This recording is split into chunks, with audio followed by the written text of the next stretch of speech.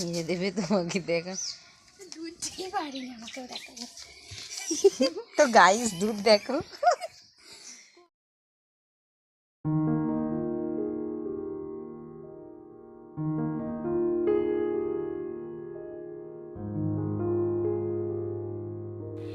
Hello বন্ধুরা, কেমন আছো সবাই? আশা করছি ভালো আছো, সুস্থ আছো।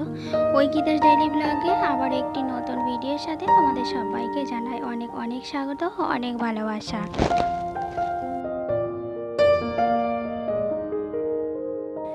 আজকের ব্লগটা বৈকাল থেকেই শুরু করলাম। এখন বাজছে 5টা। তো বৈকালবেলায় যে সমস্ত কাজকর্ম থাকে এর আগেও আমি তোমাদের সাথে শেয়ার করেছি, তবে আজকে ওরই মধ্যে একটু নতুনত্ব আছে। তোমরা পুরো ভিডিওটা দেখলে বুঝতে পারবে, তাই স্কিপ না করে ভিডিওটা দেখার অনুরোধ রইল। তোমরা যারা আমার ব্লগ দেখো তারা নিশ্চয়ই জানো যে আমি কতটা সাধারণ পরিবারের একজন গৃহবধূ, আর আমি সবসময় সাধারণভাবেই তোমাদের সামনে আসি এবং আমার সব কিছুই সাধারণ। আমার পোশাক আশাক, খাওয়া দাওয়া, যাই হোক এগুলো আগেও বলেছি আর দ্বিতীয়বার বলছি না। তো যাই হোক, সেই মধ্যবিত্ত পরিবারে একটা খরচ বাঁচানোর সব দিক দিয়ে চেষ্টা থাকি। তার মধ্যে একটা হচ্ছে গ্যাস পোড়ানো। গ্যাস বেশি পোড়াই না, তার জন্যে ভাত আমি কাঠেই করি। আর কাঠে রান্না করলে কি হয় বলো তো, হাঁড়িটা প্রচণ্ড পরিমাণে নোংরা হয়। তো আজকে অনেক দিন পর ভাবলাম যে মেজেই নিই। আর সকালে তো মাজা হয় না, কারণ সকালে একটা তাড়াহুড়োর ব্যাপার থাকে, আর এই পোড়া তুলতে অনেকটাই সময় সাপেক্ষ ব্যাপার। তো অনেকেই আমার মতো আছে জানি, কিন্তু আমি একা নই। তো যারা আমার মতোই তারা নিশ্চয়ই জানবে যে পোড়াঝোড়া মাজা কতটা সময় লাগে এবং পরিশ্রমও হয়, তাই না? তো যাই হোক, সেসব কথা বাদ দাও, যে যেমন তাকে তো তেমনভাবেই চলতে হবে। তো এদিকে হাঁড়িটা মেজে এরপর আমি ঘর দুয়ারটা একটু ঝাড় দিয়ে নিচ্ছি। আর এই বেলাটা রান্নাবান্নার খুব একটা চাপ থাকে না, টুকটাক কিছু করা হয়। হয় ভাত করলাম বা সিদ্ধ ভাত করলাম, হয়তো রুটি, এরকম ঠান্ডা ওয়েদারে রুটি তরকারি করলাম। তো টুকটাক থাকে বলে বৈকালবেলাটা অত তাড়াহুড়ো থাকে না। তার জন্যে যে সমস্ত চাপের কাজ এইগুলো চেষ্টা করি বৈকালের দিকেই করার। তো এখন আবার কাচাকুচিও বৈকালের দিকেই বেশিরভাগ করে নিচ্ছি। দিনের বেলায় যেহেতু রোদের জোর থাকে, চটে যাবে বলে জিনিসগুলো, তো তার জন্যে বৈকালবেলাতেই কেচে নিচ্ছি।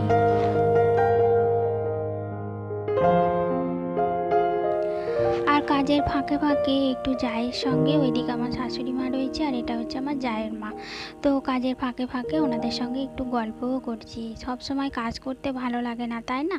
মনে হয় দুটো একটা কথা বলি, গল্প করি। তো তার জন্যে তো বাইরে যাওয়ার দরকার পড়ে না, কারণ আমাদের বাড়িতেই গল্প করার লোকের অভাব নেই। তার সঙ্গে আমার ভাসুরজিও এসেছে, তাই ভাসুরজি তো আমার বন্ধুর মতোই, তাই ওর সঙ্গে সব কিছু শেয়ার করি আর গল্পও করি। তাই বাইরে কোথাও যাই না। আর গ্রামের দিকে কি বলো তো, বাইরে যাওয়া মানে সেই পিএনপিসি করা, তাই আমি ঝুট ঝামেলার মধ্যে থাকতে চাই না। যদিও কোনো দিন বাইরে যাই তো জায়ের সাথেই যাই, আবার জায়ের সাথেই চলে আসি।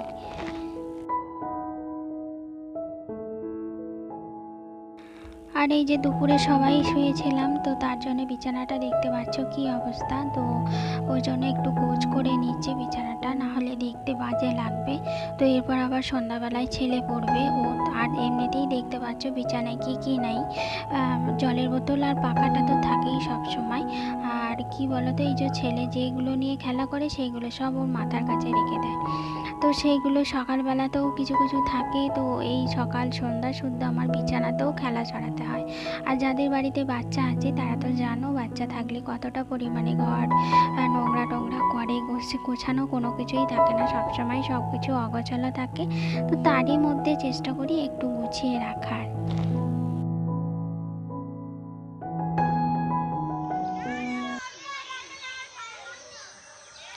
তো আজকে আমাদের হচ্ছে যে প্রথম গায়ে বেরিয়েছে, তো তার জন্য আজকে আমি একটু চেষ্টা করব গায়ে ধোয়ার। আমার না খুব ভালো লাগে গায়ে ধুইতে, তো তার জন্য এই যে বাটি নিয়েছি। জানি না দেবে কি না, কারণ গরুটা খুব বদমাইশ, দিতে চায় না, খুব পা ছড়ে আর কি। তো দেখা যাক কি হয়। তো চলো দেখতে থাকো, অনেক দিন অপেক্ষার পর আজকে বাছুর হয়েছে, তো দেখা যাক কি হয়, ঠিক আছে? তো দেখি, চলো ক্যামেরা ধর।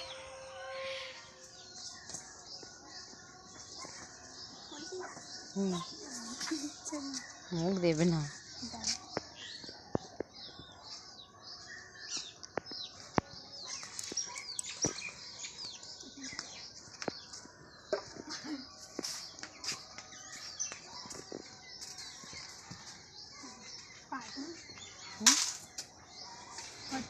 হুম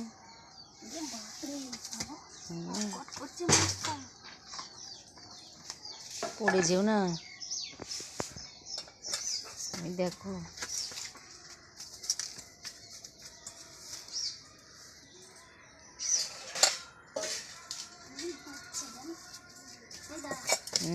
মেরে দেবে তোমাকে, দেখা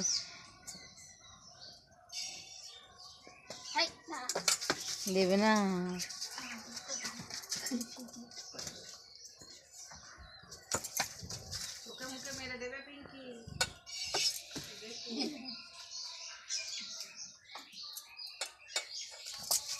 দেখো লেগে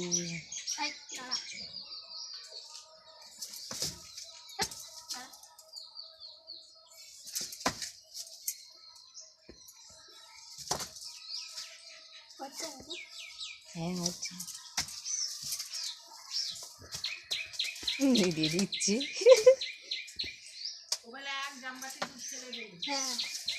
বদমাইশ হবে গরুটা, মায়ের মতো।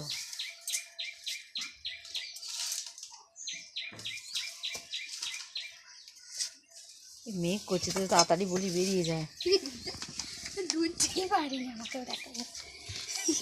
তো গাইস দুধ দেখো কত দুধ দিয়েছে আমাকে, আমার কাঁদার মাথায় দুধই দিচ্ছে। দাঁড়াকে একটু দেখিয়ে নি, তুই বলবি শুধু ঘুমোই। অনেক চেষ্টা করেও পারলাম না গো। তো যাক, এখন তো আছে আরও, মানে চেষ্টা আমি করেই যাব। একদিন আমি দুধ দইয়েই ছাড়বো, তোমরা দেখে নিও আর তোমাদের সাথে সেটা শেয়ারও করবো।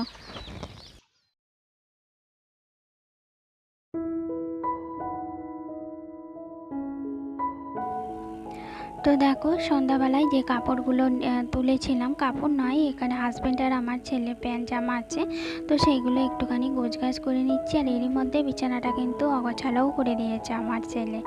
তো এটা চলতেই থাকে। যাদের ঘরে বাচ্চা আছে তারা নিশ্চয়ই জানবে বাচ্চা থাকলে কতটা পরিমাণে সব কিছু নোংরা করে, তাই না?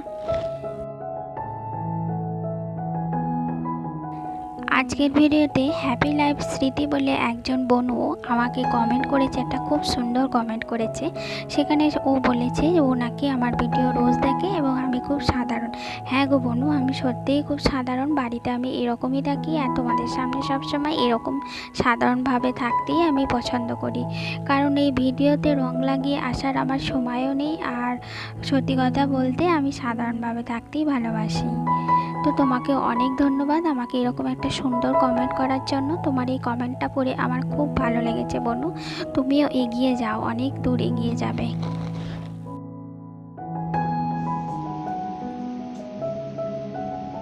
তো ভালো মন্দ মিশিয়ে আজকে আমার ভিডিও তোমাদের কেমন লেগেছে অবশ্যই কমেন্ট করে জানিও। যদি ভালো লেগে থাকে তাহলে প্লিজ সাবস্ক্রাইব করতে ভুলো না। আর এরকম যদি আরও নতুন নতুন ভিডিও তোমরা দেখতে চাও, বিশেষ করে এরকম দুধ দেওয়ার ভিডিও, তাহলে প্লিজ চ্যানেলটিকে সাবস্ক্রাইব করে পাশে থাকা বেল আইকনটি প্রেস করে দিও। তো চলো আজকের মতো বিদায় নিচ্ছি, দেখা হবে তোমাদের সাথে নেক্সট কোনো ব্লগে। ততক্ষণ তোমরা খুব ভালো থেকো, সুস্থ থেকো আর অবশ্যই সাবধানে থেকো। টাটা।